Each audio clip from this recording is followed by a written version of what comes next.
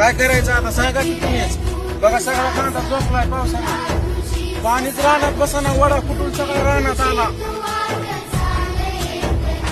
हॉटेलवाल्याचं पाणी शिरलं की लगेच सगळं पंचनामा करायला सरकार जातंय आणि शेतकऱ्याचं सगळं कांदा झोपल्यावर कोण झालं होत नाही, सगळे झोपात येतं.